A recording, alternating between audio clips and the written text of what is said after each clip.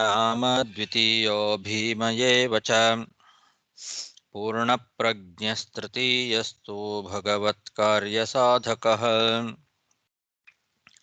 बुद्धिर्बलं यशोधैर्यं निर्भयत्वम् अरोगता अजाड्यं वाक्पटुत्वं च हनूमत्स्मरणाद् भवेत् पृथ्वीमण्डलमध्यस्थाः पूर्णबोधमतानुगाः वैष्णवा विष्णुहृदयाः तन्मस्ये गुरुन् मम जन्माद्यस्य यतोऽन्वयादितरतश्चार्थेष्वभिज्ञस्वराट् तेने ब्रह्महृदाय आदिकवये मुह्यन्ति यं सूरयः तेजो वारिमृदां यथा विनिमयो यत्र त्रिसर्गो मृषा धाम्ना स्वेन सदा निरस्तकुहकं सत्यं परं धीमहि सृष्टिस्थित्यप्येहानितिदृशितमो बन्धमोक्षाश्च यस्मात् अस्य श्रीब्रह्मरुद्रप्रभृतिसुरनरद्वीषशत्रुरात्मकस्य विष्णोर्व्यस्ताः समस्ताः सकलगुणनिधिः सर्वदोषव्यपेतः पूर्णानन्दो व्ययो यो गुरुरपि परमः चिन्तयेतं महान्तम्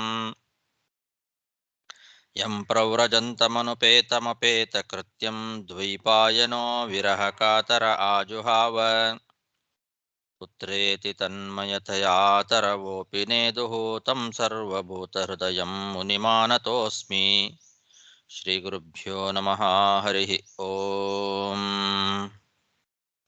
ಶ್ರೀಮದ್ಭಾಗವತದ ಚತುರ್ಥ ಸ್ಕಂದದ 22ನೇ ಅಧ್ಯಾಯದಲ್ಲಿ ಇವತ್ತು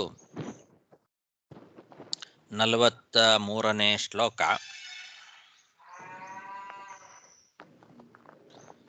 ಕೃಚ್ಛ್ರೋ ಮಹಾನಿಹ ಭವಾರ್ಣವಮಪ್ಲವೇಶಾಃ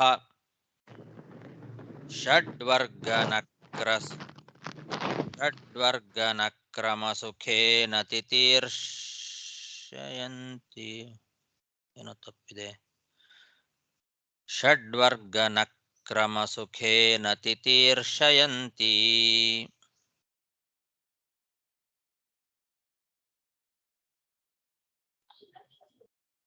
ತತ್ವಂ ಹರೇರ್ಭಗವತೋ ಭಜನೀಯಮಂಘ್ರಿಂ ಕೃತ್ವೋಡುಪಂ ವ್ಯಸನಮುತ್ತರದುಸ್ತರಾರ್ಣಂ. ತಿತೀರ್ಷಂತಿ ಅಂತ ಒಂದು ಪಾಠ ಇದೆ, ವಿಜಯಧ್ವಜ ತೀರ್ಥರ ಪಾಠ. ತಿತೀರ್ಷಂತಿ ಅಂತ, ತಿತೀರ್ಷಯಂತಿ ಅಂತ ಇಟ್ಕೊಂಡ್ರೆ ಛಂದಸ್ಸಿಗೆ ಸರಿ ಆಗತ್ತೆ. ತಿತೀರ್ಷಂತಿ ಅಂತ ಇಟ್ಕೊಂಡ್ರೆ ಸ್ವಲ್ಪ ಛಂದಸ್ಸಿಗೆ ಸರಿ ಆಗೋದಿಲ್ಲ.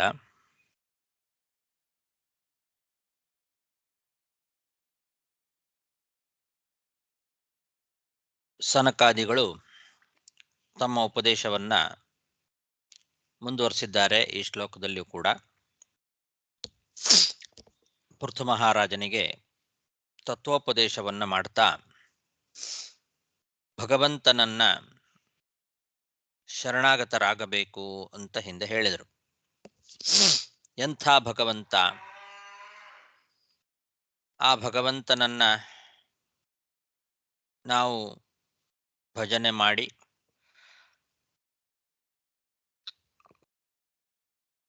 ಅದರಿಂದ ಈ ಸಂಸಾರ ಸಾಗರವನ್ನ ಸುಖವಾಗಿ ದಾಟಬಹುದು ಅಂತ ಹೇಳ್ತಾ ಇದ್ದಾರೆ.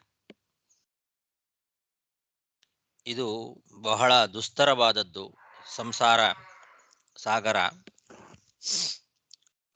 ಆದರೂ ಕೂಡ ಭಗವಂತನ ಭಜನೆಗೆ ಅರ್ಹವಾದಂತಹ ಪಾದಕಮಲಗಳೇನಿದ್ದಾವೆ, ಆ ಪಾದಗಳ ಭಕ್ತಿಯನ್ನೇ ಹಡಗನ್ನಾಗಿ ಮಾಡಿಕೊಂಡು ಎಷ್ಟು ದುಸ್ತರವಾದಂತಹ ಸಂಸಾರ ಸಾಗರ ಇದ್ರೂ ಕೂಡ ಅದನ್ನ ಸುಖವಾಗಿ ದಾಟು ಅಂತ ಹೇಳ್ತಾ ಇದ್ದಾರೆ. ಎಂಥ ಭಗವಂತ!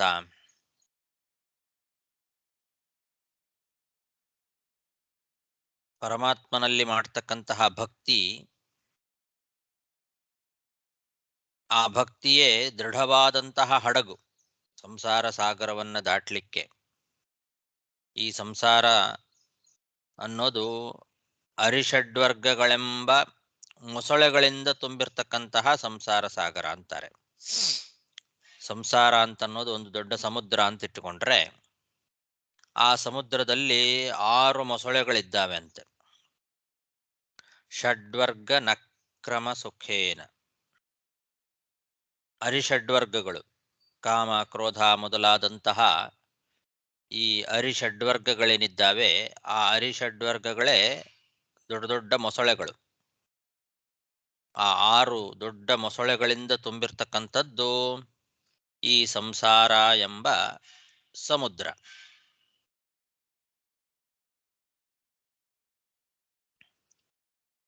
ಆ ಸಮುದ್ರವನ್ನು ದಾಟಲಿಕ್ಕೆ ಭಗವಂತನ ಭಕ್ತಿ ಅಂತನ್ನೋದು ಒಳ್ಳೆ ಗಟ್ಟಿಯಾಗಿರ್ತಕ್ಕಂತಹ ಹಡಗು.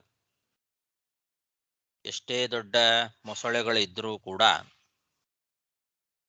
ಗಟ್ಟಿಯಾದಂತಹ ಒಂದು ಹಡಗು ಇತ್ತು ಅಂತಂದ್ರೆ ಅದರ ಮೇಲೆ ಕೂತು ನಾವು ಆರಾಮವಾಗಿ ಸಮುದ್ರವನ್ನು ದಾಟಬಹುದು. ಹಾಗಾಗಿ ಅರಿಷಡ್ವರ್ಗಗಳೆಂಬಂತಹ ಮೊಸಳೆಗಳಿಂದ ತುಂಬಿರ್ತಕ್ಕಂತಹ ಈ ಸಮುದ್ರ, ಇದನ್ನ ದಾಟಲಿಕ್ಕೆ ಗಟ್ಟಿಯಾದಂತಹ ಒಂದು ಹಡಗು ಅಂದ್ರೆ ಅದು ಭಗವಂತನ ಭಕ್ತಿ. ಅಂತಹ ಭಗವದ್ಭಕ್ತಿಗೆ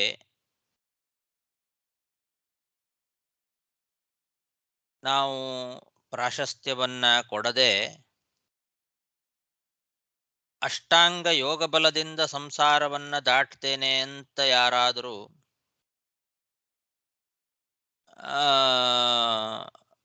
ಹಠ ಮಾಡಿ, ನಾನು ಈ ಅಷ್ಟಾಂಗ ಯೋಗ ಬಲದಿಂದಲೇ ಈ ಕಠಿಣವಾದಂತಹ ಅಷ್ಟಾಂಗ ಯೋಗಗಳೇನಿದ್ದಾವೆ ಅದರಿಂದಲೇ ನಾನು ಸಂಸಾರ ಸಾಗರವನ್ನು ದಾಟ್ತೇನೆ ಅಂತ ಅಪೇಕ್ಷೆ ಪಡ್ತಕ್ಕಂತಹ ಹಠಯೋಗಿಗಳು ಏನಿದ್ದಾರೆ, ಅವರಿಗೆ ಸ್ವಲ್ಪ ಜಾಸ್ತಿ ಶ್ರಮ ಆಗ್ತದೆ ಈ ಸಂಸಾರ ಸಾಗರವನ್ನು ದಾಟೋದು. ಅಷ್ಟಾಂಗ ಯೋಗ ಬಲದಿಂದ ದಾಟೋದು ಬಹಳ ಕಷ್ಟ. ಆದರೆ ಭಕ್ತಿ ಏನಿದೆಯಲ್ಲ, ಭಗವದ್ಭಕ್ತಿ, ಅದು ಬಹಳ ಸುಲಭವಾಗಿ ದಾಟಿಸಿ ಬಿಡುತ್ತದೆ. ಭಗವದ್ಭಕ್ತಿ ಅದು ದೊಡ್ಡ ಹಡಗು, ಗಟ್ಟಿಯಾದಂತಹ ಹಡಗು. ಹಾಗಾಗಿ ಆ ಭಗವದ್ಭಕ್ತಿಯನ್ನೇ ಹಡಗನ್ನಾಗಿ ಮಾಡಿಕೊಂಡ್ರೆ ಆರಾಮವಾಗಿ ದುಸ್ತರವಾದಂತಹ ದುಃಖಮಯವಾದ ಸಂಸಾರ ಸಾಗರವನ್ನ ಆರಾಮವಾಗಿ ದಾಟಬಹುದು. ನೀನು ಹಾಗೆ ಮಾಡು ಅಂತ ಹೇಳ್ತಾ ಇದ್ದಾರೆ. 2 ಮಾರ್ಗಗಳಲ್ಲಿ ಈ ಮಾರ್ಗ ಬಹಳ ಸುಲಭವಾದದ್ದು. ಭಗವದ್ಭಕ್ತಿ ಮತ್ತು ಅಷ್ಟಾಂಗ ಯೋಗ ಬಲ. ಈ 2ರಲ್ಲಿ ಅಷ್ಟಾಂಗ ಯೋಗ ಬಲದಿಂದ ನಾನು ಸಂಸಾರದ ಸಾಗರವನ್ನು ದಾಟ್ತೇನೆ ಅಂತ ಅನ್ನೋರು ಭಕ್ತಿ ಬಿಟ್ಟು ಭಗವದ್ಭಕ್ತಿಗೆ ಹೆಚ್ಚು ಪ್ರಾಶಸ್ತ್ಯವನ್ನ ಕೊಡದೆ, ಬಿಟ್ಟು ಅಂದ್ರೆ ಪೂರ್ತಿ ಬಿಡ್ಲಿಕ್ಕಾಗೋದಿಲ್ಲ, ಬಿಟ್ರೆ ಅದು ಬಿಟ್ಟು ಅಷ್ಟಾಂಗ ಯೋಗನೂ ಕೂಡ ಇಲ್ಲ, ಒಂದಕ್ಕೊಂದಕ್ಕದು ಪೂರಕವಾಗಿದೆ. ಭಕ್ತಿಗೆ ಹೆಚ್ಚು ಪ್ರಾಶಸ್ತ್ಯವನ್ನ ಕೊಡದೆ ಬಹಳ ಕಠಿಣವಾದಂತಹ ಅಷ್ಟಾಂಗ ಯೋಗ ಬಲದಿಂದಲೇ ನಾನು ಈ ಸಂಸಾರ ಸಾಗರವನ್ನ ದಾಟ್ತೇನೆ ಅಂತ ಅಪೇಕ್ಷೆ ಪಡ್ತಕ್ಕಂತಹ ಯಾವ ಹಠಯೋಗಿಗಳಿದ್ದಾರೆ ಅವರಿಗೆ ಶ್ರಮ ಜಾಸ್ತಿ. ಅದಕ್ಕಿಂತ ಬಹಳ ಸುಲಭವಾದ ಒಂದು ಮಾರ್ಗ ಅಂತಂದ್ರೆ ಅದು ಭಗವದ್ಭಕ್ತಿ. ಆ ಭಗವದ್ಭಕ್ತಿ ಅನ್ನೋದನ್ನೇ ಹಡಗನ್ನಾಗಿ ಮಾಡಿಕೊಂಡು ಬಹಳ ದುಃಖಮಯವಾದಂತಹ ಈ ಸಂಸಾರ ಸಾಗರವನ್ನ ಸುಲಭವಾಗಿ ದಾಟಬಹುದು. ಹಾಗಾಗಿ ತ್ವಂ ಎಲೆ ರಾಜ, ನೀನು ಈ ಭಗವದ್ಭಕ್ತಿಯನ್ನೇ ನೀನು ಹಡಗನ್ನಾಗಿ ಮಾಡಿಕೊಂಡು ಈ ಸಂಸಾರ ಸಾಗರವನ್ನ ಆರಾಮವಾಗಿ ದಾಟು ಅಂತ ಸನಕಾದಿಗಳು ಉಪದೇಶ ಮಾಡ್ತಾ ಇದ್ದಾರೆ. ಕೃಚ್ಛ್ರೋ ಮಹಾನಿಹ ಭವಾರ್ಣವಮಪ್ಲವೇಶಾಃ ಷಡ್ವರ್ಗನಕ್ರಮಸುಖೇನ ತಿತೀರ್ಷಯಂತಿ ತತ್ವಂ ಹರೇರ್ಭಗವತೋ ಭಜನೀಯಮಂಘ್ರಿಂ ಕೃತ್ವೋಡುಪಂ ವ್ಯಸನಮುತ್ತರದುಸ್ತರಾರ್ಣಂ.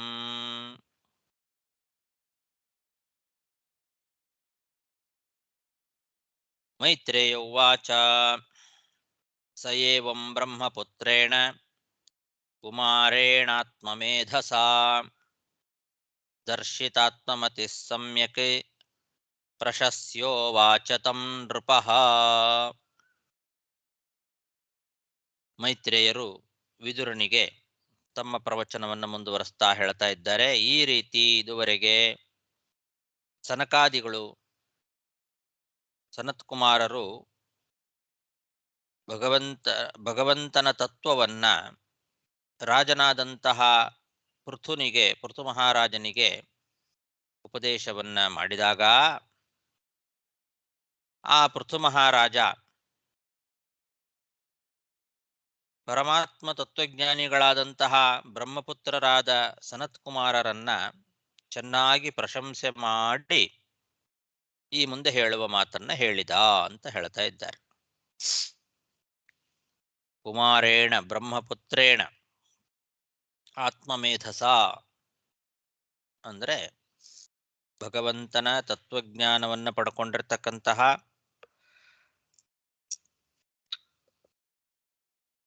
ಬ್ರಹ್ಮಪುತ್ರರಾದಂತಹ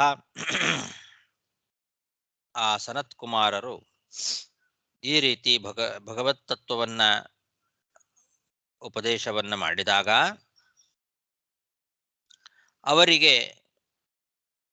ಅವರನ್ನ ಚೆನ್ನಾಗಿ ಪ್ರಶಂಸೆ ಮಾಡಿ ಪ್ರಶಸ್ಯ ಉವಾಚ ಈ ಮುಂದೆ ಹೇಳುವ ಮಾತನ್ನ ಹೇಳಿದ ರಾಜ ಅಂತ ಮೈತ್ರೇಯರು ವಿದುರನಿಗೆ ಹೇಳ್ತಾ ಇದ್ದಾರೆ.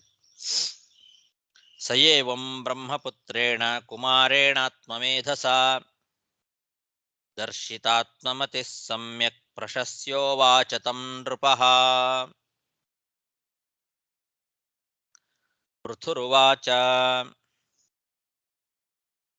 ಕೃತೋ ಮೇನುಗ್ರಹ ಪೂರ್ವಂ ಹರಿಣಾರ್ತಾನುಕಂಪಿನಾ ತಮಾಪಾದಯಿತುಂ ಬ್ರಹ್ಮನ್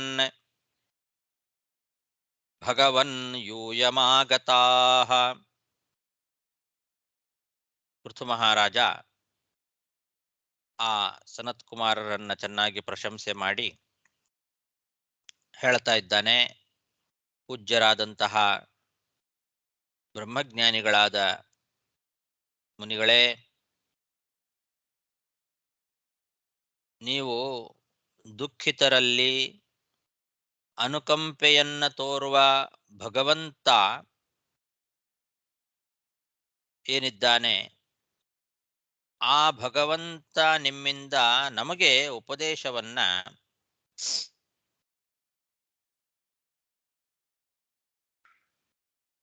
ಮಾಡ್ತೀರಿ ನೀವು ಅಂತ ಮೊದಲೇ ನಮಗೆ ವರವನ್ನ ಕೊಟ್ಟಿದ್ದ ಭಗವಂತ. ನಿಮ್ಮಿಂದ ನಮಗೆ ಉಪದೇಶ ಸಿಗತ್ತೆ ಅಂತನ್ನೋ ವರ ನನಗೆ ಆ ಭಗವಂತ ಮೊದಲೇ ಕೊಟ್ಟಿದ್ದ. ಅದನ್ನ ನಡೆಸ್ಕೊಡ್ಬೇಕು ಅಂತ ನೀವು ಬಂದಿದ್ದೀರಿ ಅಂತಾನೆ. ಹಿಂದೆ ಅವನಿಗೆ ಭಗವಂತ ಈ ರೀತಿ ಹೇಳಿದ್ದ, ಸನಕಾದಿಗಳು ಬಂದು ನಿನಗೆ ಉಪದೇಶವನ್ನ ಮಾಡ್ತಾರೆ ಅಂತ ಭಗವಂತನೇ ಹಿಂದೆ ಹೇಳಿದ್ದನ್ನು ನಾವು ನೋಡಿದ್ದೇವೆ. ಇಲ್ಲೇ ಅದನ್ನ ಇಲ್ಲಿ ಹೇಳ್ತಾ ಇದ್ದಾನೆ. ಆ ಭಗವಂತ ಆರ್ತಾನುಕಂಪಿ, ಆರ್ತರು ಯಾರಿದ್ದಾರೋ ಅವರ ಮೇಲೆ ಅನುಕಂಪೆಯನ್ನು ತೋರ್ತಕ್ಕಂಥವನು ಭಗವಂತ ಹರಿ. ಆರ್ತಾನುಕಂಪಿನ ಹರಿಣ, ಆರ್ತರು ದುಃಖಿತರು ಯಾರಿದ್ದಾರೆ ಅವರ ಮೇಲೆ ಅನುಕಂಪೆಯನ್ನು ತೋರಿಸ್ತಕ್ಕಂತಹ ಆ ಭಗವಂತ ನಿಮ್ಮಿಂದ ನಮಗೆ ಉಪದೇಶ ಸಿಗತ್ತೆ ಅನ್ನೋದನ್ನ ಹಿಂದೆನೇ ವರ ಕೊಟ್ಟಿದ್ದ. ಆ ವರವನ್ನ ಸತ್ಯವನ್ನಾಗಿ ಮಾಡಲಿಕ್ಕೆ, ಅದನ್ನು ನಡೆಸ್ಕೊಡ್ಲಿಕ್ಕೆ ನೀವು ಇವತ್ತು ಬಂದಿದ್ದೀರಿ. ಕೃತೋ ಮೇ ನುಗ್ರಹ ಪೂರ್ವಂ ಹರಿಣಾರ್ಥಾನುಕಂಪಿನಾ ತಮಾಪಾದಯಿತುಂ ಬ್ರಹ್ಮನ್ ಭಗವನ್ ಯೂಯಮಾಗತಾಃ. ನಿಷ್ಪಾದಿತಂ ಚಕಾರ್ಸ್ನೇನ ಭಗವದ್ಭಿರ್ಘೃಣಾಲುಭಿಃ ಸಾಧುದತ್ತಂ ಹಿ ಸರ್ವಂ ಚ ಆತ್ಮನಾ ಸಹ ಕಿಂ ದದೇ.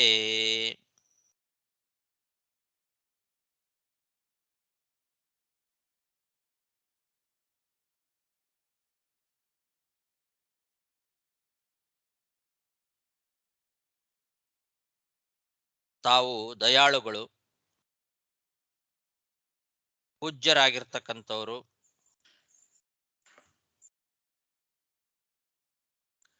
ಆ ಭಗವಂತ ಕೊಟ್ಟ ವರವನ್ನ ಪೂರ್ತಿಯಾಗಿ ನಡೆಸಿಕೊಟ್ಟಿದ್ದೀರಿ ಅಂತ ಪೃಥು ಮಹಾರಾಜ ಹೇಳ್ತಾ ಇದ್ದಾನೆ. ಕರುಣಾಳಗರಾಗಿರ್ತಕ್ಕಂಥವ್ರು ನೀವು. ಹಿಂದೆ ನಮಗೇನು ಭಗವಂತ ವರ ಕೊಟ್ಟಿದ್ದ, ತಮ್ಮಿಂದ ಉಪದೇಶ ಸಿಗತ್ತೆ ಅಂತ ಆ ವರವನ್ನ ಪೂರ್ತಿಯಾಗಿ ನಡೆಸಿಕೊಟ್ಟಿದ್ದೀರಿ. ಇದಕ್ಕೆ ಪ್ರತಿಯಾಗಿ ನಾನು ನಿಮಗೆ ಏನ್ ಮಾಡಲಿ? ನನ್ನ ಹತ್ರ ಏನೂ ಇಲ್ಲ. ನೀವು ಮಾಡಿದ ಈ ಒಂದು ಉಪಕಾರಕ್ಕೆ ಪ್ರತಿಯಾಗಿ ಮಾಡಲಿಕ್ಕೆ ನನ್ನ ಹತ್ರ ಏನೂ ಇಲ್ಲ. ನನ್ನ ಹತ್ರ ಏನಿದೆಯೋ ಅದೆಲ್ಲವನ್ನೂ ನಾನು ಸಜ್ಜನರಿಗೆ ಕೊಟ್ಟು ಬಿಟ್ಟಿದ್ದೇನೆ. ನಿಮಗೆ ಪ್ರತಿಯಾಗಿ ನಾನು ಏನು ಮಾಡಲಿ, ನಿಮಗೇನು ಕೊಡಲಿ ಅಂತ. ನೀವು ಆ ಭಗವಂತನ ವರವನ್ನ ಸತ್ಯವನ್ನಾಗಿ ಮಾಡಿದ್ದೀರಿ. ಭಗವಂತ ಕೊಟ್ಟ ಆ ಆದೇಶವನ್ನ ನಡೆಸ್ಕೊಡ್ಲಿಕ್ಕೋಸ್ಕರ ಅಂತ ಬಂದು ನನಗೆ ತತ್ವೋಪದೇಶವನ್ನ ಮಾಡಿದ್ದೀರಿ. ಅಂತಹ ಪೂಜ್ಯರಾದ,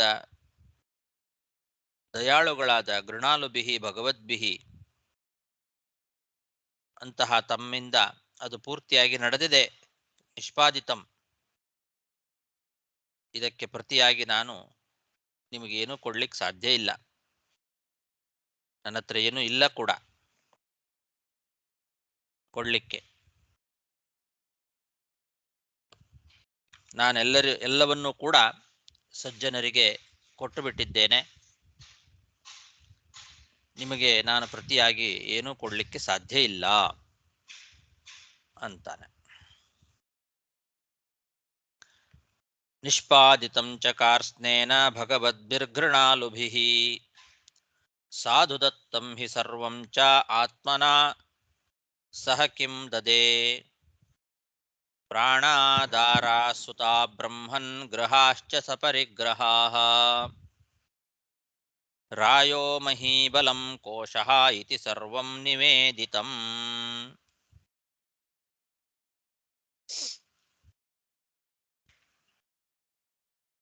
ನಾನು ಎಲ್ಲವನ್ನೂ ಕೂಡ ಸಜ್ಜನರಿಗೆ ಕೊಟ್ಟು ಬಿಟ್ಟಿದ್ದೇನೆ. ಸಾಧುದತ್ತಂ ಹಿ ಸರ್ವಂ ಅಂತ ಅಂದ ಹಿಂದೆ. ಎಲ್ಲವನ್ನೂ ಸಾಧುದತ್ತಂ, ಎಲ್ಲವನ್ನೂ ಸಜ್ಜನರಿಗೆ ನಾನು ಕೊಟ್ಟು ಬಿಟ್ಟಿದ್ದೇನೆ. ನಿಮಗೇನೂ ಕೊಡ್ಲಿಕ್ಕಿಲ್ಲ ನನ್ನ ಹತ್ರ. ನಾನು ನನ್ನದು ಅಂತ ಹೇಳಿ ನಾನು ಏನನ್ನೂ ಕೊಡ್ಲಿಕ್ಕೆ ಸಾಧ್ಯ ಇಲ್ಲ ಅಂತ. ಅಂದ್ರೆ ಅವನು ಪೂರ್ಣ ವೈರಾಗ್ಯವನ್ನ ಸಂಪಾದನೆ ಮಾಡಿಬಿಟ್ಟಿದ್ದಾನೆ ಪೃಥು ಮಹಾರಾಜ. ನನ್ನದು ಅಂತೇನೂ ಇಲ್ಲ ನಾನು ಕೊಡ್ಲಿಕ್ಕೆ ಅಂತ. ಅವನಿಗೆ ನಾನು ನನ್ನದು ಅನ್ನೋ ಅಭಿಮಾನವನ್ನ ಪೂರ್ತಿ ತ್ಯಾಗ ಮಾಡಿಬಿಟ್ಟಿದ್ದಾನೆ. ಅದನ್ನು ಹೇಳ್ತಾ ಇದ್ದಾನೆ. ನಾನು ನನ್ನದು ಅಂತ ನನ್ನ ಹತ್ರ ಏನೂ ಇಲ್ಲ ಇವಾಗ. ಎಲ್ಲವನ್ನೂ ನಾನು ಕೊಟ್ಟು ಬಿಟ್ಟಿದ್ದೇನೆ, ಎಲ್ಲ ತ್ಯಾಗ ಮಾಡಿಬಿಟ್ಟಿದ್ದೇನೆ. ನಾನು ನಿಮಗೇನೂ ಕೊಡ್ಲಿಕ್ಕೆ ಸಾಧ್ಯ ಇಲ್ಲ. ನಾನು ನನ್ನದು ಅಂತ ಹೇಳಿ ನಾನು ಏನೂ ಕೊಡ್ಲಿಕ್ಕೆ ಸಾಧ್ಯ ಇಲ್ಲ. ಆದರೂ ಸಮುದ್ರದ ನೀರನ್ನ ತೆಗೆದು ಸಮುದ್ರಕ್ಕೆನೇ ಅರ್ಘ್ಯ ಕೊಡುವಂತೆ, ಕೆರೆಯ ನೀರನ್ನು ಕೆರೆಗೆ ಚೆಲ್ಲಿ ಅಂತ ಹೇಳ್ತೇವಲ್ಲ, ಹಾಗೆ ಸಮುದ್ರದ ನೀರನ್ನೇ ತೆಗೆದುಕೊಂಡು ಸಮುದ್ರಕ್ಕೆನೆ ಅರ್ಘ್ಯ ಕೊಡ್ತೇವಲ್ಲ, ಹಾಗೆ ನಿಮ್ಮದೇ ಆದ ನನ್ನ ಪ್ರಾಣ, ಹೆಂಡತಿ, ಮಕ್ಕಳು ಎಲ್ಲ ಸಾಮಗ್ರಿಗಳಿಂದ ಕೂಡಿರ್ತಕ್ಕಂತಹ ಅರಮನೆ, ಸಂಪತ್ತು, ಈ ಭೂಮಿ, ಸೈನ್ಯ, ನನ್ನ ಹತ್ರ ಇರ್ತಕ್ಕಂತಹ ಸಂಪತ್ತೇನಿದೆ, ಕೋಶ, ಅದೆಲ್ಲವನ್ನೂ ನಿಮಗೆ ಅರ್ಪಣೆ ಮಾಡಿಬಿಡ್ತೇನೆ ಅಂತಾನೆ. ಇದೆಲ್ಲ ನಿಮ್ಮದೇ ಅಂತ, ನಂದೇನಲ್ಲ, ನಿಮ್ಮದೇ ಇದು, ಅದು ನಿಮಗೆ ಕೊಡ್ತೇನೆ ಅಂತ. ಕೆರೆಯ ನೀರನ್ನು ಕೆರೆಗೆ ಚೆಲ್ಲುವಂತೆ ನಿಮ್ಮದೇ ಆದಂತಹ ಈ ಎಲ್ಲವನ್ನೂ ಕೂಡ ನಿಮಗೇ ಸಮರ್ಪಣೆ ಮಾಡ್ತೇನೆ. ಪ್ರಾಣಾಹ ದಾರಾಹ ಸುತಾಹ ಗೃಹಾಶ್ಚ ಸಪರಿಗ್ರಹಾಹ ರಾಯೋ ಮಹೀಬಲಂ ಕೋಶಃ. ನನ್ನ ಪ್ರಾಣ, ಹೆಂಡತಿ, ಮಕ್ಕಳು ಮತ್ತು ಎಲ್ಲ ಸಾಮಗ್ರಿಗಳಿಂದ ಕೂಡಿದ ಮನೆ, ಸಪರಿಗ್ರಹ ಗ್ರಹ, ಸಕಲ ಸಾಮಗ್ರಿಯುಕ್ತವಾದ ಅರಮನೆ, ರಾಯ ಸಂಪತ್ತು, ಭೂಮಿ, ಸೈನ್ಯ, ಬಲಂ ಅಂದರೆ ಆಮೇಲೆ ಕೋಶ, ಎಲ್ಲವನ್ನೂ ಕೂಡ ನಿಮಗೆ ಸಮರ್ಪಣೆ ಮಾಡ್ತೇನೆ. ಪ್ರಾಣಾದಾರಾ ಸುತಾ ಬ್ರಹ್ಮನ್ ಗೃಹಾಶ್ಚ ಸಪರಿಗ್ರಹಾಃ ರಾಯೋ ಮಹೀಬಲಂ ಕೋಶಃ ಇತಿ ಸರ್ವಂ ನಿವೇದಿತಂ. ಸೇನಾಪತ್ಯಂ ಚ ರಾಜ್ಯಂ ಚ ದಂಡನೇತೃತ್ವಮೇವ ಚ ಸರ್ವಲೋಕಾಧಿಪತ್ಯಂ ಚ ವೇದಶಾಸ್ತ್ರವಿದರ್ಹತಿ.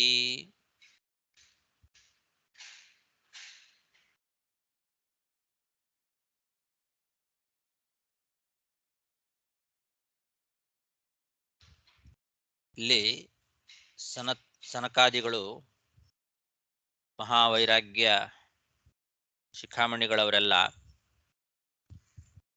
ಈ ಎಲ್ಲವನ್ನೂ ನಿಮಗೆ ಸಮರ್ಪಣೆ ಮಾಡ್ತೇನೆ ಅಂತ ಹಿಂದೆ ಹೇಳಿದ ರಾಜ. ಪ್ರಾಣಗಳು, ಹೆಂಡತಿ, ಮಕ್ಕಳು, ಅರಮನೆ, ಸಂಪತ್ತು, ಭೂಮಿ, ಸೈನ್ಯ, ಈ ಕೋಶ, ರಾಜ್ಯ ಸಂಪತ್ತು ಎಲ್ಲವನ್ನೂ ಸಮರ್ಪಣೆ ಮಾಡ್ತೇನೆ ನಿಮಗೆ ಅಂತನ್ನಲ್ಲ. ಅದನ್ನಿಟ್ಟುಕೊಂಡು ಅವ್ರು ಏನು ಮಾಡಬೇಕು? ಅದರ ಬಗ್ಗೆ ಅವ್ರಿಗೇನು ಗೊತ್ತಿದೆ?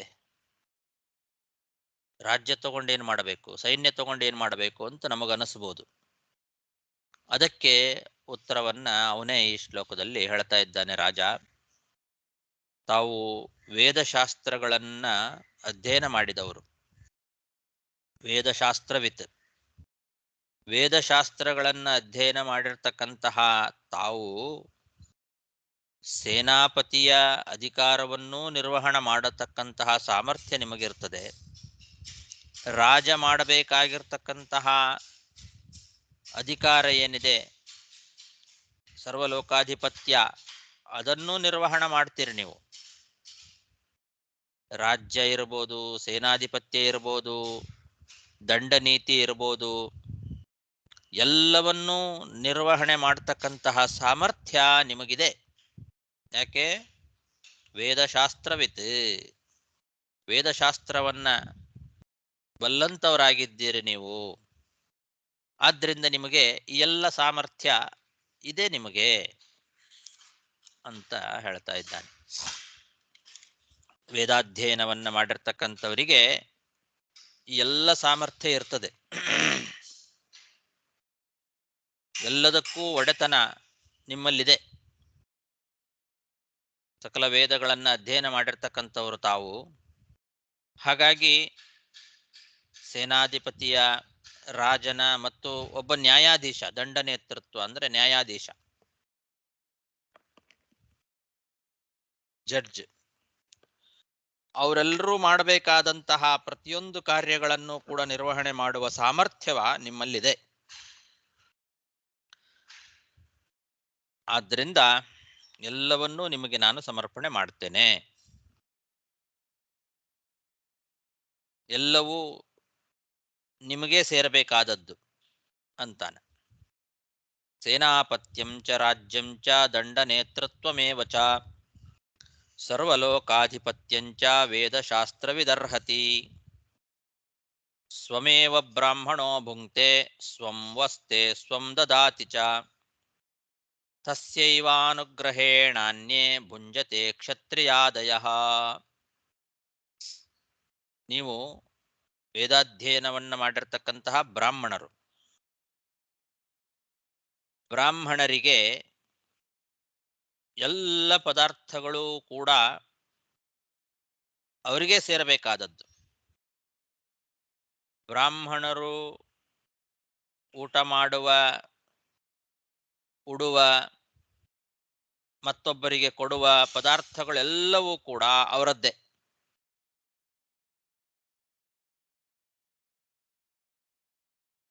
ಉಳಿದವರೇನಿದ್ದಾರಲ್ಲ, ಕ್ಷತ್ರಿಯರು ಮತ್ತು ಬೇರೆಯವರು, ಅವರೆಲ್ಲರೂ ಕೂಡ ಏನೇ ಭೋಗಿಸಿದರೂ ಕೂಡ ಉಳಿದವರು ಭೋಗ ಮಾಡುವ ಪದಾರ್ಥಗಳೇನೇನಿದ್ದಾವೆ ಅವೆಲ್ಲವೂ ಕೂಡ ಅವರಿಗೆ ಬ್ರಾಹ್ಮಣರ ಅನುಗ್ರಹದಿಂದಲೇ ಬಂದದ್ದು. ಬ್ರಾಹ್ಮಣರಿಗೆ ಅವರು ಉಡುವ ಪ್ರತಿಯೊಂದು ಪದಾರ್ಥಗಳು ಕೂಡ ಅವೆಲ್ಲವೂ ಅವರದ್ದೇ. ಸ್ವಂ ದದಾತಿ ಚ ಸ್ವಂ ವಸ್ತೆ ಭುಂಕ್ತೆ. ಸ್ವಮೇವ ಬ್ರಾಹ್ಮಣ ಸ್ವಂ ಭುಂಕ್ತೆ ಸ್ವಂ ವಸ್ತೆ ದದಾಚಿ ಚ. ಅಂದರೆ ತಾನೇ ಸ್ವತಃ ಬ್ರಾಹ್ಮಣ ತನ್ನದೇ ಆದ ವಸ್ತ್ರಗಳನ್ನು ಉಡ್ತಾನೆ, ತನ್ನದೇ ಪದಾರ್ಥಗಳನ್ನು ತಾನು ಅನುಭವಿಸ್ತಾನೆ. ಮತ್ತೊಬ್ಬರಿಗೆ ಕೊಡುವ ವಸ್ತುಗಳು ಕೂಡ ತನ್ನದೇ ಆಗಿರ್ತಕ್ಕಂಥ ವಸ್ತುಗಳು, ಎಲ್ಲವೂ ಕೂಡ ಬ್ರಾಹ್ಮಣನದ್ದೇ ಆಗಿರ್ತಕ್ಕಂತಹದ್ದು. ಉಳಿದವರು ಅಂದರೆ ಬ್ರಾಹ್ಮಣರಿಗಿಂತ ಬೇರೆಯಾದ ಕ್ಷತ್ರಿಯ ಮೊದಲಾದವರು, ಅವರು ಏನೇ ಉಣ್ಲಿ, ಏನೇ ಕೊಡ್ಲಿ, ಏನೇ ಅನುಭವಿಸ್ಲಿ, ಎಲ್ಲವೂ ಕೂಡ ಬ್ರಾಹ್ಮಣರ ಅನುಗ್ರಹದಿಂದ ಬಂದದ್ದು.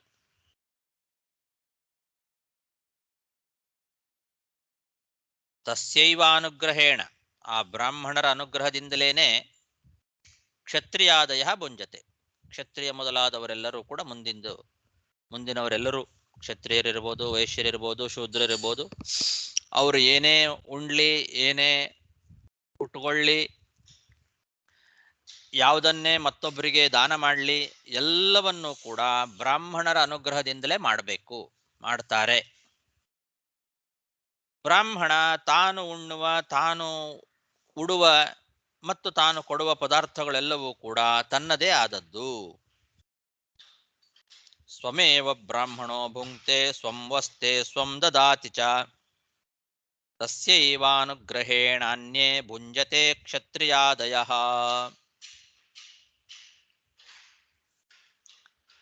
ಯೈರೀದೃಶೀ ಭಗವತೋ ಗತಿರಾತ್ಮವಾದ ಏಕಾಂತತೋ ನಿಗಮಿಭಿಃ ಪ್ರತಿಪಾದಿತಾನಃ ತುಷ್ಯಂ ತ್ವದಭ್ರಕರುಣಾ ಸ್ವಕೃತೇನ ನಿತ್ಯಂ ಕೋ ನಾಮ ತತ್ಪ್ರತಿಕರೋತಿ ವಿನೋದ ಪಾತ್ರಂ.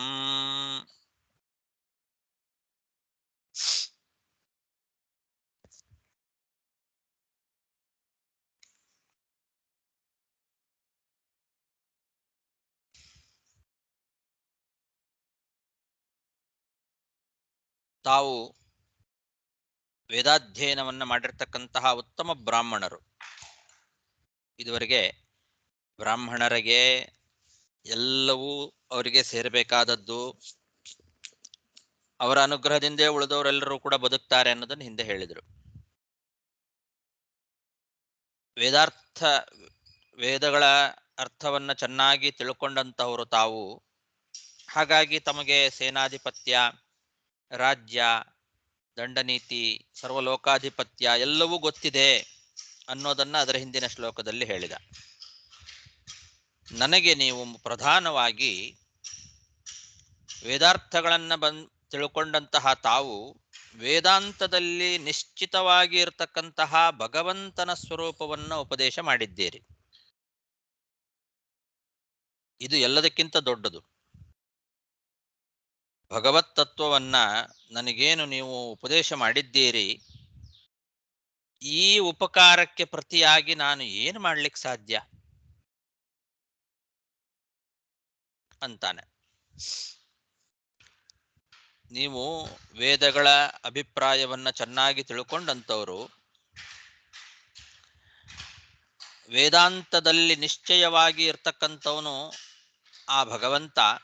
ಆ ಭಗವಂತನನ್ನೇ ನನಗೆ ಉಪದೇಶ ಮಾಡಿದ್ದೀರಿ ನೀವು. ಆ ಭಗವಂತನ ಸ್ವರೂಪವನ್ನ ನೀವೇನು ಉಪದೇಶ ಮಾಡಿದ್ದೀರಿ, ಅದಕ್ಕೆ ಪ್ರತಿಯಾಗಿ ನಾನೇನಾದರೂ ಮಾಡಲಿಕ್ಕೆ ಹೊರಟ್ರೆ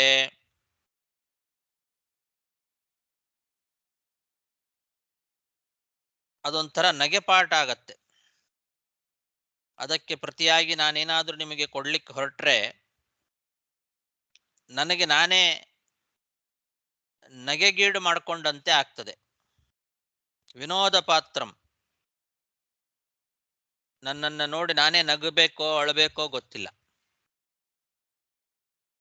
ಯಾಕೆಂದ್ರೆ ಆ ಭಗವತ್ತತ್ವ ಸ್ವರೂಪ ಏನು ನೀವು ಉಪದೇಶ ಮಾಡಿದ್ದೀರಿ, ಅದಕ್ಕೆ ಪ್ರತಿಯಾಗಿ ನಾನು ಏನು ಮಾಡಿದ್ರೂ ಕಮ್ಮಿನೇ. ತಾವು ಮಹಾ ಕರುಣಾಳುಗಳು. ಹಾಗಾಗಿ ನಮಗೆ ಮಾಡಿದ ಉಪಕಾರದಿಂದ ನೀವೇ ಸಂತುಷ್ಟರಾಗಬೇಕಷ್ಟೆ. ಅದಕ್ಕೆ ಪ್ರತಿಯಾಗಿ ನಾನೇನಾದರೂ ಮಾಡ್ತೇನೆ ಅಂತ ಹೊರಟ್ರೆ ನನಗೆ ನಾನೇ ಆಗ್ತದೆ. ಅದು ನಗೆಪಾಡಿಗೆ ಈಡಾಗ್ತೇನೆ ನಾನು. ತತ್ ಪ್ರತಿಕರೋತಿ ಕೋನಾಮ ವಿನೋದ ಪಾತ್ರಂ. ಪ್ರತಿಯಾಗಿ ನಾನೇನಾದ್ರು ಕೊಡ್ತೇನೆ ಅಂದ್ರೆ ಅದು ಒಂಥರ ವಿನೋದ ಪಾತ್ರನಾಗ್ಬಿಡ್ತೇನೆ, ನಗೆ ಗೀಡ ಮಾಡ್ಕೊಂಡಂಗಾಗತ್ತೆ. ಅದಕ್ಕೆ ಪ್ರತಿಯಾಗಿ ಏನು ಮಾಡ್ಲಿಕ್ಕೆ ಸಾಧ್ಯವೂ ಇಲ್ಲ. ಏನಾದ್ರೂ ಮಾಡ್ತೇನೆ ಅಂತ ಹೊರಟ್ರೆ ಅದು ನಗೆಪಾಟ್ಲಾಗ್ತದೆ. ಹಾಗಾಗಿ ನೀವು ಮಾಡಿದ ಉಪಕಾರದಿಂದ ನೀವೇ ಸಂತುಷ್ಟರಾಗಬೇಕಷ್ಟೇ. ನಾನು ಪ್ರತಿಯಾಗಿ ಏನೂ ಮಾಡ್ಲಿಕ್ಕೆ ಸಾಧ್ಯ ಇಲ್ಲ. ಏನ್ ಮಾಡ್ಲಿಕ್ಕೆ ಸಾಧ್ಯ? ಅಷ್ಟು ದೊಡ್ಡ ಉಪಕಾರವನ್ನು ನೀವು ಮಾಡಿದ್ದೀರಿ. ನಿಗಮಭಿಹಿ ಏಕಾಂತತೋ ಗತಿಹಿ ಭಗವತಃ ಪ್ರತಿಪಾದಿತ ನಹ. ವೇದಾಂತಗಳಲ್ಲಿ ನಿಶ್ಚಿತವಾಗಿರ್ತಕ್ಕಂತಹ ಭಗವಂತನ ಸ್ವರೂಪವನ್ನ ನಮಗೆ ನೀವು ಉಪದೇಶ ಮಾಡಿದ್ದೀರಿ. ತಾವು ವೇದಾರ್ಥಗಳನ್ನ ಬಲ್ಲಂತವರಾಗಿದ್ದೀರಿ. ಆ ವೇದಾಂತದಲ್ಲಿ ನಿಶ್ಚಿತನಾಗಿರ್ತಕ್ಕಂತಹ ಭಗವಂತನನ್ನ, ಆ ಭಗವಂತನ ಸ್ವರೂಪವನ್ನು ನನಗೆ ಉಪದೇಶ ಮಾಡಿದ್ದೀರಿ. ಇದಕ್ಕೆ ಪ್ರತಿಯಾಗಿ ನಾನು ಏನೂ ಕೊಡ್ಲಿಕ್ಕೆ ಸಾಧ್ಯ ಇಲ್ಲ, ಕೊಡ್ಲಿಕ್ಕಾಗೋದು ಇಲ್ಲ. ಕೊಡ್ತೇನೆ ಅಂತೇನಾದರೂ ಹೊರಟ್ರೆ ಅದು ನಗೆಪಾಟ್ಲಾಗ್ತದೆ. ಹಾಗಾಗಿ ತಮಗೆ ತಾವು ಮಾಡಿದ ಉಪಕಾರದಿಂದ ತಾವು ಸಂತುಷ್ಟರಾಗಬೇಕಷ್ಟೇ, ನಾನೇನು ಮಾಡ್ಲಿಕ್ಕೆ ಸಾಧ್ಯ ಇಲ್ಲ ಅಂತ ಪೃಥು ಮಹಾರಾಜ ಆ ಸನಕಾದಿಗಳಿಗೆ ಭಕ್ತಿಯಿಂದ ಪ್ರಾರ್ಥನೆ ಮಾಡ್ಕೊಳ್ತಾ ಇದ್ದಾನೆ. ಯೈರೀದೃಶಿ ಭಗವತೋ ಗತಿರಾತ್ಮವಾದ ಏಕಾಂತತೋ ನಿಗಮಿಭಿ ಪ್ರತಿಪಾದಿತಾನಃ ತುಷ್ಯಂ ತ್ವದಭ್ರಕರುಣಾ ಸ್ವಕೃತೇನ ನಿತ್ಯಂ ಕೋ ನಾಮ ತತ್ಪ್ರತಿಕರೋತಿ ವಿನೋದ ಪಾತ್ರಂ.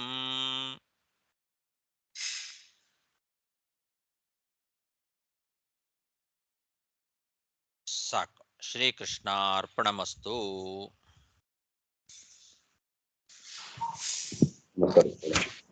ಆಚಾರ್ಯ, ಈ ಶ್ಲೋಕದಲ್ಲಿ ನೀವು 43ನೇ ಶ್ಲೋಕದಲ್ಲಿ ತಿತೀರ್ಷಯಂತಿ ತಗೊಂಬೇಕು, ತಿತೀರ್ಷಂತಿ ತಗೊಂಡ್ಬಿಡುದು ಹೇಳಿ.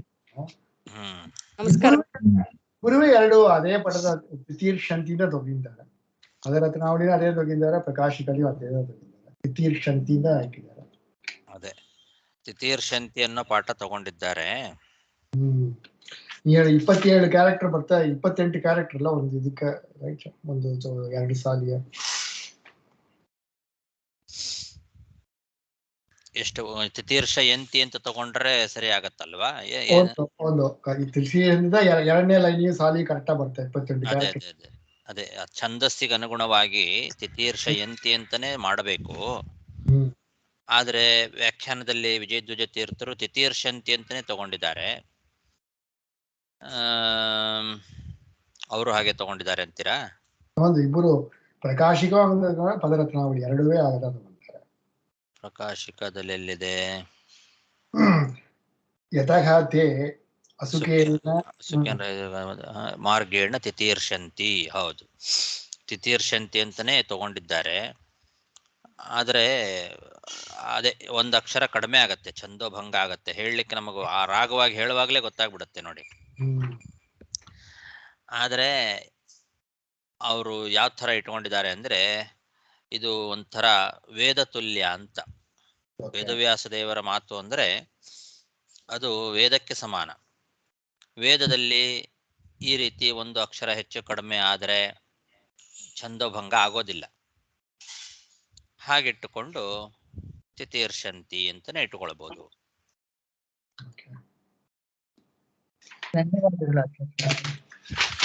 ನಿನ್ನ ಪಾಠದಲ್ಲಿ ಒಂದು ಡೌಟ್ ಕೇಳ್ತಿದ್ದೆ. ಕೇಳಿ. ಮಾಯಾ ವಿವೇಕ ವಿದುತಿಹಿ ನೋಡಿರ್ಲಿ ನಾವು. ಅಲ್ಲಿ ಎಷ್ಟು ಶಬ್ದ ಇದೆ, ಏನ್ ಅರ್ಥ ಆಗತ್ತೆ ನಂಗೆ.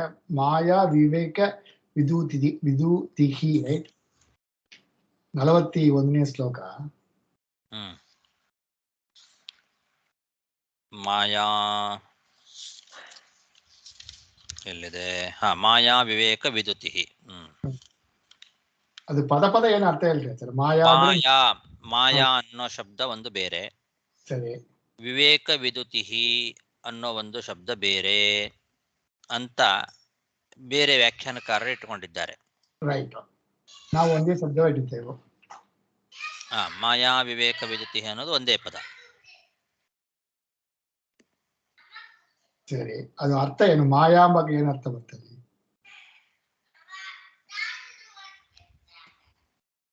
ಮಾಯಾ ವಿವೇಕ ವಿದುತಿ.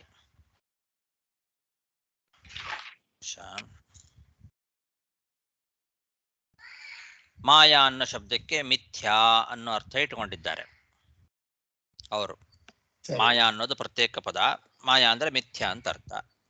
ವಿವೇಕ ವಿದುತಿ ಅಂತಂದ್ರೆ ವಿವೇಕ ಉಂಟಾದಾಗ, ವಿವೇಕ ಉಂಟಾದಾಗ ಮಾಯಾ ಅಂತನ್ನೋದು ತೊಲಗ್ತದೆ. ಮಾಯಾ ಅದರ ಸ್ವಭಾವನೆ ಹಾಗೆ. ಜ್ಞಾನ ಬಂದಾಗ ಮಾಯೆ ಅನ್ನೋದು ಹೊರಟೋಗ್ತದೆ. ಸರಿಯಾದ ಜ್ಞಾನ, ಶುಕ್ತಿಯ ಸರಿಯಾದ ಜ್ಞಾನ ಬಂದಾಗ ರಜತ ಅನ್ನೋದು ಹೊರಟೋಗ್ತದೆ. ಹಾಗೆ ಆ ರಜತ ಅನ್ನೋದು ಮಿಥ್ಯಾ, ಮಾಯಾ. ಅದರ ಸ್ವಭಾವ ಏನು? ಶುಕ್ತಿಯ ಜ್ಞಾನ ಬಂದಾಗ ವಿವೇಕ ವಿದುತಿ, ಶುಕ್ತಿಯ ವಿವೇಕ ಬಂದಾಗ ಅದು ಹೊರಟೋಗ್ತದೆ ಅಂತ. ಈ ರೀತಿ ಮಾಯಾ ಮತ್ತು ವಿವೇಕ ವಿದುತಿ ಅಂತ ಬೇರೆ ಬೇರೆ ಪದಗಳು ಅಂತ ಇಟ್ಟುಕೊಂಡಿದ್ದಾರೆ. ಆದರೆ ಅದು ಒಂದೇ ಶಬ್ದ, ಮಾಯಾ ವಿವೇಕ ವಿದುತಿ.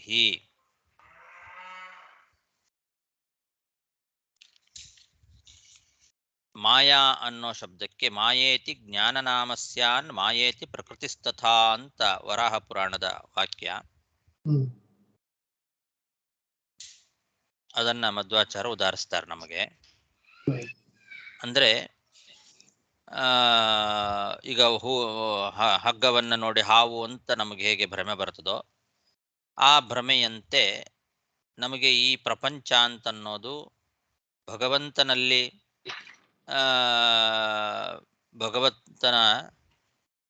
ನಲ್ಲಿ ಅಭಿನ್ನವಾಗಿ ತೋರ್ತಾ ಇದ್ರೂ ಕೂಡ ಅದು ಭ್ರಮೆ. ಇದು ಭಗವಂತನ ತತ್ವ, ಭಗವತ್ ತತ್ವ ಏನಿದೆ ಅದು ಸತ್ಯ. ಪರಮಾತ್ಮನೂ ಸತ್ಯ, ಈ ಜಗತ್ತು ಸತ್ಯ. ಈ ಜಗತ್ತು ಪರಮಾತ್ಮನ ಅಭಿನ್ನವಾಗಿ ಏನು ತೋರ್ತಾ ಇದೆ ಅದು ಮಾತ್ರ ಮಿಥ್ಯಾ ಅಂತ. ಭಗವಂತ ನಿತ್ಯ ಶುದ್ಧ ಸರ್ವಜ್ಞ, ಅವನು ತತ್ವ, ಚಿನ್ಮಾತ್ರ ಶರೀರಿ. ಆ ಭಗವಂತನ ಸ್ವರೂಪವೇ ಆಗಿದೆ ಈ ಜಗತ್ತು ಅಂತೇನೊಂದು ಬರ್ತಾ ಇದೆ, ಅದು ಭ್ರಮೆ. ಹ್ಮ್ ಇಲ್ಲಿ ಮಾಯಾ ಅನ್ನೋ ಶಬ್ದಕ್ಕೆ ಜ್ಞಾನ, ಪ್ರಕೃತಿ ಅಂತ ಅರ್ಥ. ಸೊ ಮಾಯಯೋಹೋ ಜ್ಞಾನ ಪ್ರಕೃತಿ ಅಭಿಧೇಯಯೋಹೋ ಹಂಗೆ ಈ ಪ್ರಕೃತಿ ಅನ್ನೋದು ಇಲ್ಲಿ ಮಾಯಾ ಅಂದ್ರೆ ಪ್ರಕೃತಿ ಅಂತ ಅರ್ಥ. ಸರಿ. ಈ ಪ್ರಕೃತಿ ಹ್ಮ್ ಯಾವತ್ತೂ ಕೂಡ ಅವನಿಗೆ ಶರೀರ ಆಗೋದಿಲ್ಲ. ಓಕೆ. ಈ ಪ್ರಕೃತಿಗಿಂತ ಅವನು ಭಿನ್ನ. ಓಕೆ. ಯಾಕೆಂದ್ರೆ ಪ್ರಕೃತಿಗೆ ಕಾರ್ಯವಾದಂತಹ ಜಡ ಶರೀರ ಅವನಿಗಿಲ್ಲ. ಓಕೆ. ಈ ಪ್ರಕೃತಿ ಕಾರ್ಯವಾದ ಜಡ ಶರೀರ ಉಳ್ಳವರು ಜೀವರು, ಅವರಿಗಿಂತಲೂ ಪರಮಾತ್ಮ ಅತ್ಯಂತ ವಿಲಕ್ಷಣ. ಓಕೆ. ಪ್ರಕೃತಿ ಕಾರ್ಯವಾದ ಜಡ ಶರೀರವುಳ್ಳಂತಹ ಜೀವರಿಗಿಂತಲೂ ಭಗವಂತ ವಿಲಕ್ಷಣ ಅಂತ ತಿಳ್ಕೊಂಡಾಗ ಈ ಭ್ರಮೆ ಅಂತ ಅನ್ನೋದು ತಾನಾಗೆ ಹೋಗುತ್ತೆ. ಓಕೆ. ಯಾವ ಭ್ರಮೆ? ಭಗವಂತನೇ ಈ ಜಗತ್ ಸ್ವರೂಪ, ಭಗವಂತ ಈ ಜಗತ್ ಸ್ವರೂಪನಾಗಿದ್ದಾನೆ ಅನ್ನೋ ಭ್ರಮೆ ತಾನಾಗೆ ಹೋಗ್ತದೆ. ಓಕೆ. ಸೊ ಅರ್ಥ ಅಲ್ಲಿ ಕೊಟ್ಟಿದ್ದಾರೆ. ಮಾಯಯೋ ಜ್ಞಾನ ಪ್ರಕೃತಿ ಅವಿಧೇಯಯೋಹೋ ವಿವೇಕಾತ್ ವಿಜಿರ್ ಪೃಥಕ್ ಭಾವೈತಿ ಧಾತೋಃ ಜ್ಞಾನದೇಹಃ ಹರಿಃ ಪಂಚಭೂತದೇಹೋ ಜೀವ ಇತಿ ಪೃಥಕ್ ನಿಶ್ಚಿತ ಜ್ಞಾನಾದಿ ವಿದ್ಯುತಿಃ ವಿದ್ವಂಸಃ. ವಿವೇಕದ ತಿಳ್ಕೊಂಡವನು. ಮಾಯಾ ಅಂದ್ರೆ ಈ ಪ್ರಪಂಚ. ಈ ಪ್ರಪಂಚಕ್ಕೂ ಮತ್ತು ಈ ಭಗವಂತನಿಗೂ ವಿವೇಕ, ವ್ಯತ್ಯಾಸ, ವೈಲಕ್ಷಣ್ಯ ಅದನ್ನ ಯಾರು ತಿಳ್ಕೊಳ್ತಾನೋ ಆ ಜ್ಞಾನ ಬಂದ ಕೂಡಲೇ ಈ ಭ್ರಮೆ ಹೋಗ್ತದೆ. ಓಕೆ. ಓಕೆ. ಆಮೇಲೆ ಒಂದು ಆತ್ಮದಯ ಎಂಬುದು ಒಂದು ಸ್ವರೂಪದಯ ಅಂದ್ರೆ ವಿಭಾತಿ. ಸ್ವರೂಪದಯ ವಿಭಾತಿ ಅಂದ್ರೆ ನಮಗೆ ಬಂದು ದೇವರೇ ಈ ಜಗತ್ತು, ತಿಳಿಯುವ ಜಗತ್ತು, ತಿಳಿಲಾರ ಜಗತ್ತು, ರೈಟ್? ವ್ಯಕ್ತ ಅವ್ಯಕ್ತ ಜಗತ್ತು ಬಂದು ಹಂಗೆ ತಿಳಿಯತ್ತೆ, ಹಂಗೇನಂತ ಇಲ್ಲ ಅದು. ಆತ್ಮದಯ ಅಂದ್ರೆ ಸ್ವರೂಪದಯ. ಆತ್ಮದಯ ಅಂದ್ರೆ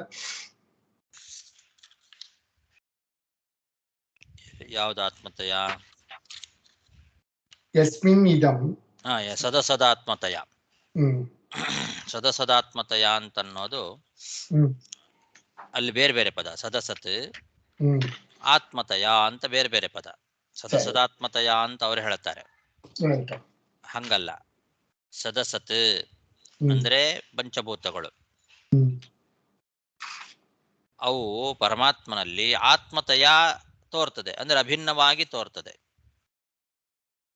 ಅಲ್ಲಿ ಆತ್ಮತಯ ಅಭಿನ್ಯ ಶಬ್ದ. ಆತ್ಮ ಅಂದ್ರೆ ಸ್ವರೂಪ, ಹಂಗಲ್ಲ. ಇಲ್ಲಿ ಆತ್ಮತಯ ಅಂದ್ರೆ ಅಭಿನ್ನತಯ ಅಂತ ಅರ್ಥ. ಇಲ್ಲಿ ಅಭೇದವಾಗಿ. ಅದ್ ಹೇಗೆ ಅಂತನಾ? ಆತ್ಮತಯ ಎಂಬುದು ಅಭಿನ್ನ ಎಂಬುದು ಅರ್ಥ ಬರ್ತದಲ್ಲ. ಈಗ ಜಗದಾತ್ಮ ಅಂದ್ರೆ ಏನರ್ಥ? ಜಗತ್ ಸ್ವರೂಪ ಅಂತ ಅರ್ಥ. ಆತ್ಮ ಶಬ್ದಕ್ಕೆ ಸ್ವರೂಪ ಅಂತ ಅರ್ಥ ಇದೆ. ಅದೇ ಅದರ ಸ್ವರೂಪವೇ ಅಂತ ಅಭಿನ್ನ. ಆತ್ಮ ಜಗದಾತ್ಮನಾಗಿ ತೋರ್ತಾನೆ ಅಂತ ಹೀಗೆಲ್ಲ ಹೇಳುವಾಗ ಅಲ್ಲಿ ಆತ್ಮ ಶಬ್ದಕ್ಕೆ ಅಭೇದ ಅಂತ ಅರ್ಥ. ಆ ಅಭೇದದಿಂದ ತೋರ್ತದೆ ಎನ್ನೋ ಅರ್ಥ ಬರ್ತದೆ. ಆತ್ಮತಯ ತೋರೋದು, ಅಭಿನ್ನತೆಯ ತೋರೋದು ಭ್ರಮೆ. ಆ ತರ ಬರಬೇಕಾಗಿದ್ರೆ ಆತ್ಮತೆಯ ಅನ್ನೋ ಪದವನ್ನ ಪ್ರತ್ಯೇಕ ಇಟ್ಟುಕೊಳ್ಬೇಕು.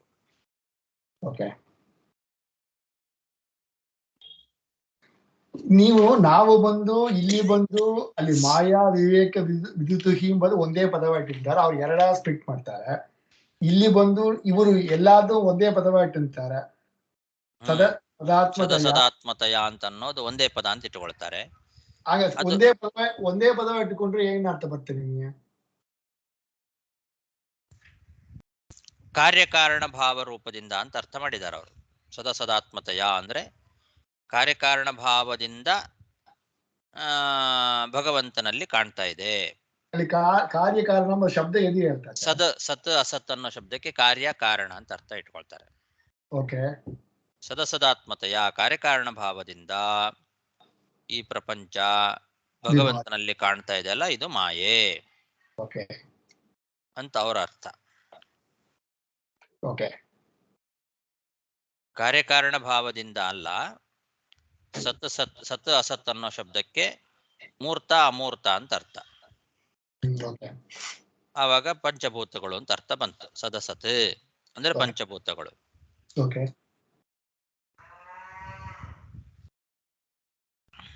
ಸೊ ಈಗೂ ನಾವು 2 ತರಹ ಸ್ಪ್ಲಿಟ್ ಮಾಡಿಕ್ ಬಂದ್ರು. ಅದು ಆ ಪದಚ್ಛೇದದಲ್ಲಿ ಬಂದು ಒಂದು ಕ್ಲೇಶ ಇಲ್ಲ, ತಪ್ಪು ಒಂದು ಇಲ್ಲ. ಆದ್ರೆ ಅರ್ಥ ಮಾಡೋ ಅಂತ ಈಗದ ಅರ್ಥ ಮಾಡುವ ಕುಂಭಕ್ಕೆ ಆಚಾರ್ಯರು ಬಂದು ಕೋಟ್ ಕೊಡ್ತಾರೆ. ಈ ತರ ಅರ್ಥನ ಕರೆಕ್ಟ್ ಈಗದ ನಾವು ಅರ್ಥ ಮಾಡಿಕೊಬೇಕು. ಅವ್ರ ತರ ಪದಚ್ಛೇದ ಮಾಡೋದ್ರಲ್ಲಿ ಒಂದು ತಪ್ಪು ಒಂದು ಇಲ್ಲ. ಅಂದ್ರೆ ಆತ್ಮತಯ ಅಂತನ್ನೋ ಶಬ್ದವನ್ನ ಬೇರೆ ಅಂತ ಇಟ್ಟುಕೊಂಡ್ರೆ ಮಾತ್ರ ಭ್ರಮೆ ಅನ್ನೋ ಅರ್ಥ ಬರ್ತದೆ. ಸರಿ, ನಮಗದ ಅರ್ಥ ಬೇಕಿವಾಗ. ಆತ್ಮತಯ ಅಭೇದತೆಯ ಕಾಣ್ತದೆ, ಆದರೆ ಅದು ಭ್ರಮೆ ಅನ್ನೋ ಅರ್ಥ ಬರಬೇಕು. ಓಕೆ. ಆತ್ಮತಯ ಏನು ಕಾಣ್ತದೆ ಅದು ನಿಜವಾಗ್ಲೂ ಹಾಗಲ್ಲ, ಆ ಭ್ರಮೆ ಹೋಗಿಬಿಡ್ತದೆ. ಸರಿಯಾದ ಜ್ಞಾನ, ವಿವೇಕ ವಿದುತಿ, ಮಾಯಾ ವಿವೇಕ ವಿದುತಿ. ಯಾರಿಗೆ ಮಾಯಾ ವಿವೇಕ ವಿದುತಿ ಇದೆಯೋ, ಸರಿಯಾದ ಜ್ಞಾನ ಇದೆಯೋ, ಈ ಪ್ರಪಂಚದ ಮತ್ತು ಭಗವಂತನ ಜ್ಞಾನ, ಅದರ ಸ್ವರೂಪದ ಜ್ಞಾನ ಯಾರಿಗೆ ಚೆನ್ನಾಗಿದೆಯೋ ಅವರಿಗೆ ಈ ಆತ್ಮತಯ ಏನೊಂದು ಜ್ಞಾನ ಬಂತಲ್ಲ, ತೋರ್ತಲ್ಲ, ಅದು ನಿರಸನವಾಗತ್ತೆ. ಅವ್ರ ತರ ಒಂದೇ ಇಟ್ಟುಂಡ್ರೆ ಅರ್ಥ ಬರೋದಿಲ್ಲ ಅಂತೀರಿ ನೀವು? ಒಂದೇ ಪದವ ಇಟ್ಟುಂಡ್ರೆ ಸ್ವಲ್ಪ ಕಷ್ಟ. ಹಾಗೆ ಮಾಡೋದು ಮತ್ತೆ ಸ್ವಲ್ಪ ಕ್ಲಿಷ್ಟ ಆಗತ್ತೆ. ಓಕೆ. ಓಕೆ. ಸರ್, ಇದನ್ನೇ ಒಂದು ನಾವು ನಿಮ್ಮ 2ನೇ ಅಧ್ಯಾಯ ಬುಕ್ ಇದೆಯಾ ಸರ್? ಈಗ ಅಲ್ಲಿ ಬೇರೆ ಕಡೆಗಿದೆ, ಯಾಕೆ ಹೇಳಿ? ಅಲ್ಲಿ ಇದೇ ಮಾಡಿ ಒಂದು ಬರ್ತಾನೆ ಇತಿ ಇವರು ನಾರದರು ಬಂದು ಬ್ರಹ್ಮದೇವರು ಉಪದೇಶ ಮಾಡ್ತಾರಲ್ಲ, ಅಲ್ಲಿ ಕೂಡ ಸತ್ ಇತಿ ವ್ಯಕ್ತಂ ಉತ್ತಿಷ್ಟಂ